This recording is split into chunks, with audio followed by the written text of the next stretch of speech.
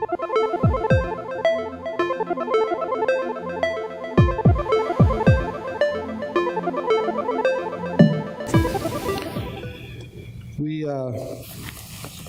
started last week by telling you how bad my week had been and how sort of down I was and angry and frustrated and a lot of different things. But the good news was we left last week talking about how even in my situation, God had just given me peace. I called it a perfect peace. I don't know if you've ever had that before or experienced that, but I just told you that God had given me a perfect peace while I was sitting in the drive-thru of Zaxby's restaurant. And I don't know if you've ever had perfect peace or not, but oddly, it smells like chicken. So, maybe if you haven't ever had perfect peace, you'll know it when you get it because it'll smell like chicken. Now, I'd love to be here today and tell you, hey, everything has worked itself out. Everything is great. Every situation is solved. Everything has been taken care of. But that's not the case. We are still sort of in the middle of a storm. We are still in the middle of something, a situation that we're trying to work through and deal with. But I can still stand here today and say I have that peace still that God gave me then. And so that's been a huge encouragement to me this week. But one of the things I realized this week as I was putting this together is that one of the things that made me so upset, one of the things that had me so scared, one of the things that had me so riled 2 weeks ago was really the fact that I was afraid.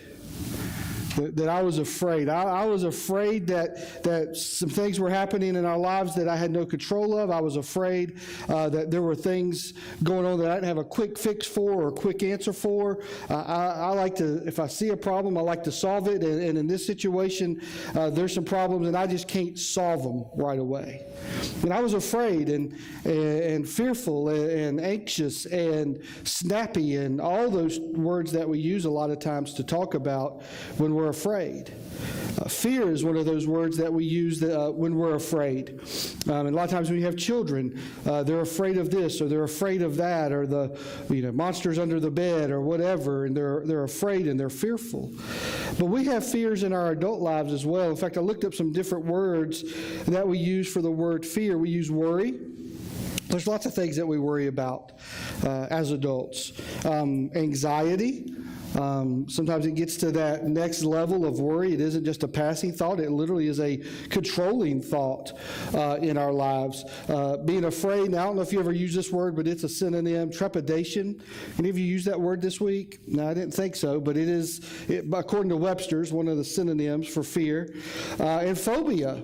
Even phobias. People have phobias. I have a phobia I'm going to share with you here in a minute, but we have phobias that are all circled around our fear. And I don't know if you know this or not, but there's over 500 named phobias. 500 of them. It's a long list. It's going to take a while, but here we go. Now, I'm not going to read all 500, but I will let you know that 6.3 million Americans have a diagnosed phobia, and millions more have a self-diagnosed phobia. That's what I have. And I'm going to give you one shot. Anybody want to take a guess at what the biggest fear of our country, in our country, the biggest phobia is? The fear of what? Spiders? It is not spiders. Snakes, no. All right, I said I was going to give you one shot. No, not height. The biggest fear is the fear of public speaking. Glossophobia is what it's called. 74% of people fear speaking in public. I always knew I was odd, but now I know why, right? The second phobia, the second greatest phobia is necrophobia, the fear of death. And I thought it was sort of interesting that more people are scared to speak in public than they are to die. And so I sort of thought that was weird. Arachnophobia, the fear of spiders, was third. Okay, so some of you weren't far off. 31% of people fear that. If you're afraid of spiders, I'm going to tell you, do not stop by our cross out here because there's a big old spider web. The spider itself is about that big, and the spider web's about that big. So don't go by there if that's your fear today. Mycotophobia, I might not even say that right, is fear of the dark, 11%. Acrophobia, which is the fear of heights, that's one I have. I've been to the top of the Empire State Building. I've been Eiffel Tower. I've been in a lot of high places, but it was always flat and enclosed and nice and safe. But I don't want to get on the roof of my house, which is only about 10 feet off the ground, because it's angled and I could fall. There's a fear of flying. A lot of people have that fear. And I thought this was interesting. Just as many people have a fear of confined spaces, claustrophobia, as have a fear for open spaces. So just as many people get anxious and uptight and whatever by being in a close space as they would standing out in and the same other people would stand out in that field and go, this is just too much, I can't take it. Well, those are real. Those are real, and there's many, many other phobias. I looked up some percentages about our fears. 90% of the things that we fear are considered really to be insignificant. Are my bangs cut straight? My shirt look okay? That's really an insignificant issue. It isn't something like, where's my next meal? It isn't something like, where am I going to sleep tonight? 90% of the things we worry about are really insignificant. 88% of the things that we fear in relation to our health will never happen. Sometimes we're the Sheldon Cooper of self-diagnosis, and we Google it, and we think, oh, I've got this, this, and this, and lo and behold, it was just gas. That's what happened to Sheldon. It happened to Sheldon. 60% of the things we fear will never take place. Think about that. 60% of the things, so think of 10 things you worried about this week, 6 of them are probably not going to take place. And yet you have spent time worrying about it. It has twisted you up. It probably has affected your eating, your sleeping, and it's never going to happen. 30% of the things we worry about are things that have happened in the past that can't be changed. So just think about that. Something that has happened in the past that can't be changed has occupied our time and our energy and our effort and our sleeping and our eating, and it's occupied that this week while we worry about that. So today I've entitled the message, you've figured it out by now, Grace is Greater Than Fear. Grace is greater than fear. A couple of weeks ago when we started this series, I gave you an acronym for grace, and I hope it's sort of getting ingrained in your mind. God's riches at Christ's expense. God's riches at Christ's expense. I will tell you that if you've missed week 1 or 2 or both or neither, they are on our webpage. Alan's got those up there, so you just go to thevineonline.com under the sermon series, and you'll see Grace is Greater. And the first 2 are up there. This will be up there this week. But God has poured out his riches on us. He has opened up his riches to us of heaven, of salvation, of peace, of patience, of love, of joy. When Jesus Christ died on the cross, took the place for my sins, took my place, when he died there, he offered to us and opened to us the vault of God's riches. He made the bridge, he made the way back to God that had been destroyed by sin. And when he did that, here's what's really amazing. When he did that, it was an instantaneous thing for us. The moment we accept Christ, there's no bill that has to be paid. There's no COD. There's no credit. When Jesus Christ died for us and when you accepted him as your Savior, if you have, when you made that decision, right then, the vault was open to God's riches. God has offered to us his riches. Psalm 24 and verse 1 says, "The earth is the Lord's and everything in it. The world and all its people belong to him." There is nothing outside the purview. There is nothing outside the reach. There is nothing outside of God. He owns it all. He says, "You don't own my car. My name's on my title of my car." He owns your car. You say, "You don't own my house." The bank owns my house. He owns your house. He owns everything. Psalm chapter 50 says, in verse 10 says, "For all the animals of the forest are mine, and I know the cattle on 1,000 hills. I know every bird on the mountains, and all the animals of the field are mine. If I were hungry, I would not tell you, for all the world is mine, and everything in it." So God has offered to us his riches, and he offered it to us at Christ's expense. As I've said each week, it's free to you, but it cost Christ everything. I thought about this week when I wrote that line into my sermon, that everything that Christ gave up, he got back. He came to heaven, he went back to heaven. He left the right hand of the Father, he went back to the right hand of the Father. He laid down his powers. I mean, it says he was hungry. He didn't have to be hungry. He could have, he gave up his power to die and be crucified on the cross. He could have stopped it at any second, but he laid down his power. He got all that back. He died, he rose again to life. But it cost Jesus everything to offer to you freely from God's riches. So why are we afraid? If the creator of the universe, the one who owns everything, the one who is in charge and the one who spins the world, if he's on our side, why are we afraid? Well, oftentimes because our fears are a question of control. Our fears are really a question of control. 2 weeks ago, when this situation happened in our family, I was afraid because I could not control it. I could not fix it. I could not just say a word and it be different. I was literally lack of control. We have no control in that situation. Many people have a fear of flying. Why? Because when you go in, you're looking at a pilot and a co-pilot you've never met before. You don't know how good they are. You don't know what their record is. I guess from the fact that they're there, you have a pretty good success rate. But a lot of times you sit down in that plane and you buckle up, and I mean, if you listen to all the instructions that they go through, you would think, hey, this ain't going to end up well. I got to buckle this and grab that and put it on before. It's like, man, why don't you give me some good news? But we have a fear of flying. Why? Because we have no control a lot of times. Many times our anxiety comes from our pride. You see, a lot of us, whether we want to admit it or not, a lot of us really don't want God to be in control of our lives. We want to be in control of our lives. In fact, there's some that live in sort of the state of, God, you just stay over there. I'm going to compartmentalize you. I want you just to stay over there. I'm going to live my life. I'm going to work my job. I'm going to make my money. I'm going to do my thing. If I need you, I'll call you. But you just stay over there. And that's not God's plan at all. God's design has never been, you just keep me off here until you need. I'm not your emergency fund, as Dave Ramsey would say.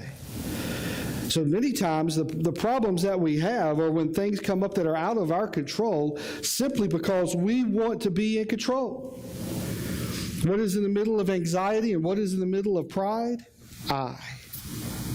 If you don't believe me, you can spell it out. Okay? I is in the middle. Our pride, our desire to be in control of everything, often is where our fears come from. I heard one preacher say it this way: anxiety is the fruit, but pride is the root.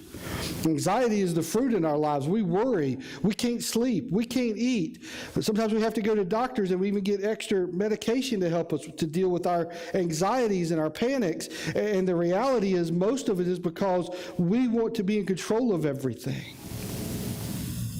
And yet God's desire in our lives, especially in the life of the believer, is that we would give our control to Him. That we would give over our control to Him. 1 Peter chapter 5 says this. It says, so humble yourselves under the mighty power of God.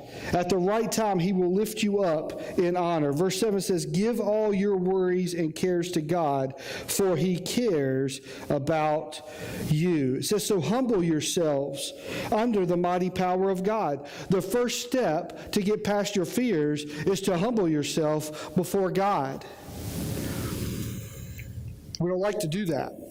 We could just be real honest and say, humbling is not one of the things that we look forward to in our lives. We don't wake up on the morning and say, man, I can't wait to humble myself today. But the reality is your life will be so much better. Your life will be so much full when you can humble yourself before God, when you can put your trust in Him, when you can put your worries on Him, when you can let Him have your life and let Him see and know the things that are going on, which He does, but let Him have control of your life. in my situation 2 weeks ago, for several days, I was worried about the fact that I could not fix it. But when I came to the place of saying, God, whatever you seem to do, God, however it changes our life, God, whatever you want to accomplish, God, whatever. When I came to that place at that Zaxby's parking lot, peace was the result. Now, I could still be worried today. Today, I still could be fretting over what might happen, what might take place, what changes we may have to make in our lives. And I could still be worried today, but even yesterday I was having a conversation with Monica, and I said, well, you know what, I'm just telling you, I have peace. Whatever happens, I'm okay. It's going to be all right, because I go back to 20 years ago. 20 years ago, when Monica and I were newly married, before we had children, we both were working jobs, trying to scrape by. We'd bought a little house, and we were broke. You know, a lot of times young couples are just broke because we weren't in that final job we were trying to get to. We were just in starter jobs that we were just happy to have.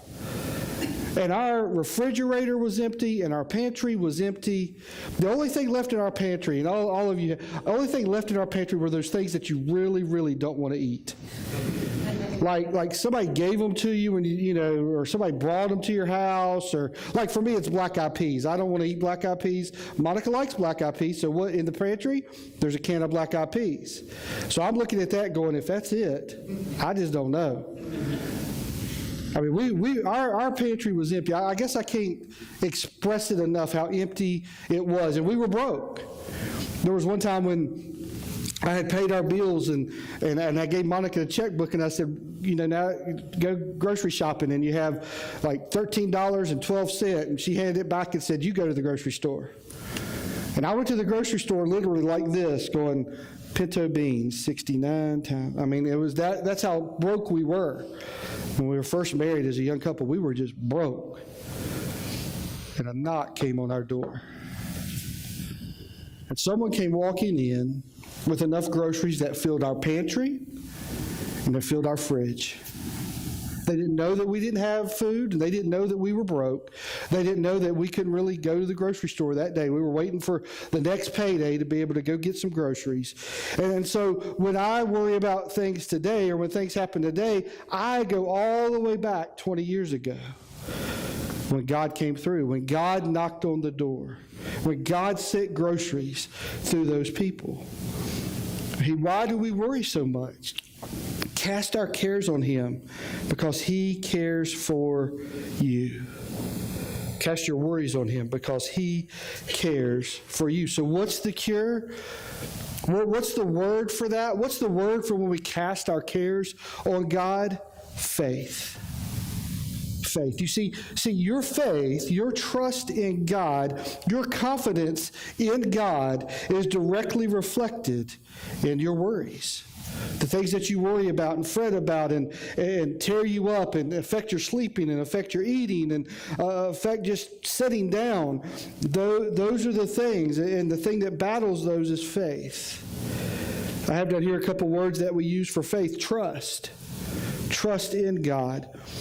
Confidence, to have a confidence in God, a strong belief in someone. Hebrews chapter 11 defines faith this way. It says, faith shows the reality of what we hope for. It is the evidence of things we cannot see. It shows the reality of what we hope for. In other words, it shows it before it's already happened. Faith is believing that God has already done it. Faith is, our trust is knowing that God can and will do it. Because we're his children. Whatever the situation, whatever the strife, whatever the worry, whatever the phobia, whatever the anxiety, it really comes back to a matter of trust and faith in God. And especially for those that are believers. I mean, there's those that live in the world and they live for themselves, and they do carry all of their things themselves. They do have pride just in of themselves. They live that way.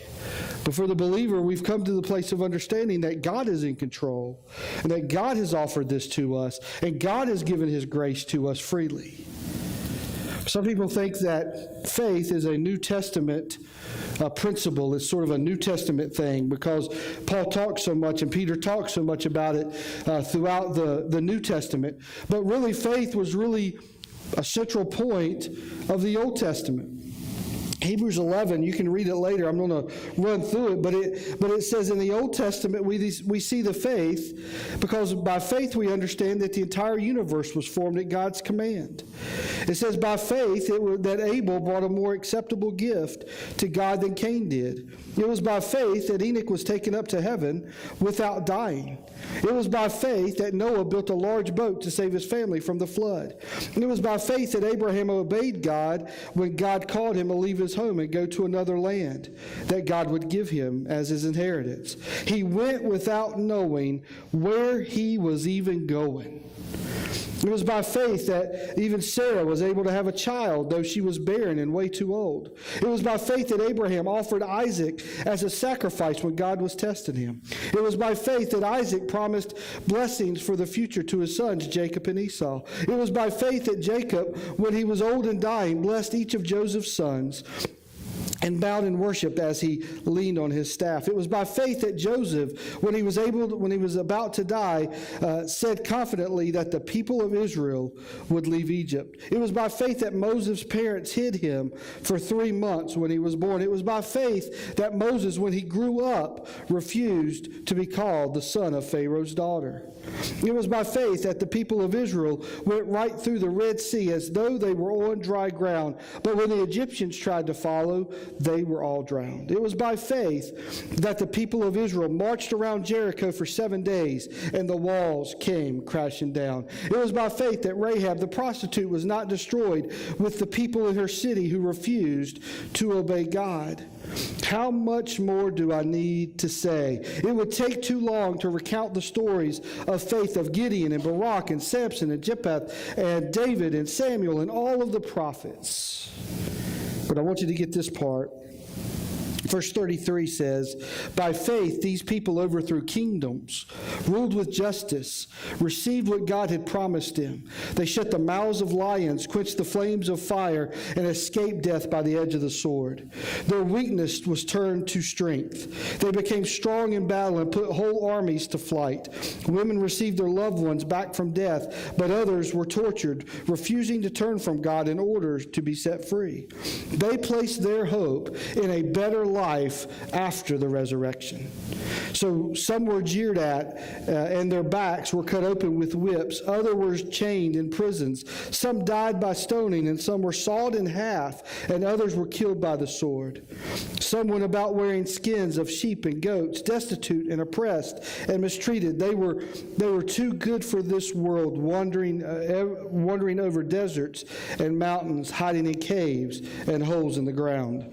All these people earned a good reputation because of their faith. Yet none of them received all that God had promised. That all that God has promised is the Messiah. All this happened before the Messiah got there. They didn't see the Messiah. They didn't get to meet him and talk to him and hear all of that. Verse 40 says, for God had something better in mind for us, so that they would not reach perfection without us. By faith, they earned a good reputation. By faith, God in heaven looked down. By faith, they were faithful to God. When Jesus came, who was the Messiah, he said, you've seen me, you've seen the Father. The disciples and the people of that era, the people of those 3.5 years when Jesus' ministry was flourishing, they literally, physically saw the Messiah. They saw God in the flesh. They saw the visible manifestation of the invisible God. They walked with him. They talked with him. But you know, the people of the Old Testament never did that. The people of the Old Testament, because of Adam and Eve's sin, the people of the Old Testament had that relationship broken. And then when Jesus came and he died on the cross, guess what? He restored that relationship for us and with us. God has always proven his faithfulness to us through his grace. He has, over and over and over and over. And there's probably many of you in here today who have experienced that in your lives. You've experienced those times when you were down and you were out and God's faithfulness came through. You've experienced those times when you were without and God came through. You've experienced those times when the doctor gave you a report and God came through. He has always proved his faithfulness through his grace. Since the beginning, God has showed up in his grace. He has showed up in his riches. He has showed up in his blessings. The fact that next week we get to celebrate 10 years as a church is nothing more than a testament to God's faithfulness and to God's grace. We beat the odds, folks. There's a lot of people, a lot of experts, a lot of studies, a lot of statistics that would say this church should have been shut down years ago. Because we didn't hit this marker, we didn't hit this marker, we didn't hit that mark. And yet over and over, week after week, people continue to come and people continue to get involved and people continue to plug in. And it's nothing more than a show of God's faithfulness. It's not because of the preacher, and it's not because of the band, it's not because of our children's ministries. It's literally because of God's faithfulness to us and his grace being poured out on us. Week after week after week after week, it's God's grace that is poured out onto us. Our faith is our response to God's grace. Our faith, our trust, is our part, our response to God's grace. Our faith is how you put into action. Our faith is how you get moving in response to God's grace. Listen to Ephesians chapter 2 and verse 8. It says, it tells us that God saved you by his grace. When you believed. God saved you by his grace when your faith trusted him. God saved you by his grace when you trusted Christ in faith. And you can't take credit for this. It is a gift from God. I think one of the best verses I found this week in regards to grace and our fears and our faith was in 1 Peter chapter 5. 1 Peter chapter 5, verse 12 says this. It says, I have written and sent this short letter to you with the help of Silas, whom I commend to you as a faithful brother. It says, my purpose in writing is to encourage you and assure you that what you are experiencing is truly part of God's grace for you. It says, stand firm in this grace. Stand firm in this grace. You see, we live in a world of storms. We live in a world of up and downs. We live in a world of joys and disappointments. We live in a roller coaster world, a roller coaster society. And there are times when your roller coaster is up at the top, and then there's times when your roller coaster is down at the bottom. And regardless of whether you're up high or regardless of whether you're down low, he says, stand firm in the grace. Stand firm in God's grace. See, I don't know your fears. I don't know your worries. I don't know if the 90% of the things that are twisting you up this week, that are keeping you from sleeping, that are keeping you from eating healthy or eating right, or that are keeping you from living life as you need to. I don't know if those things are like the 90% of things that are insignificant. Or maybe they're the 10% of things that are serious life issues that we have to deal with.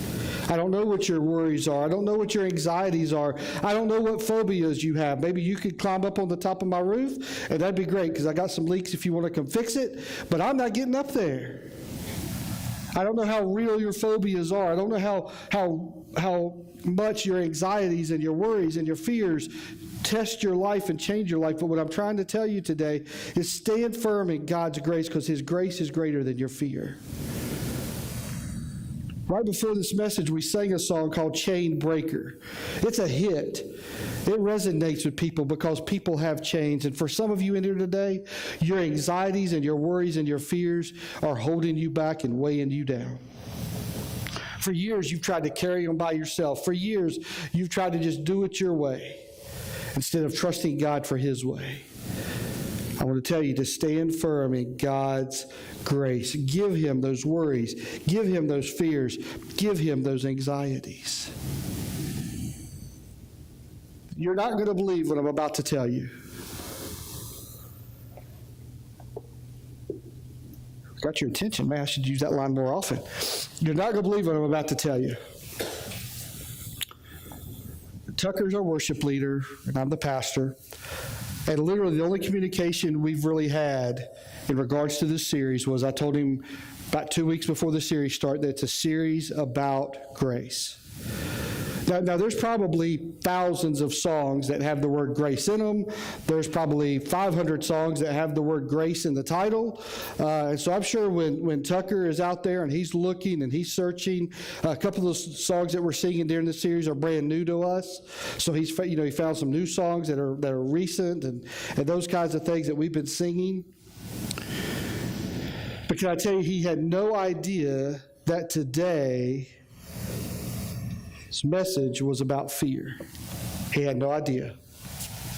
And yet, before the message, we sing this song about being a chain breaker and breaking our chains. And I just read to you a bunch of statistics that tell you how worried we are, how much stuff we worry about. Is it insignificant? 60% of it probably is, but things that are twisting us up. But even better than that is the song we're getting ready to sing. I don't even remember the name of it. It is No Longer Slaves.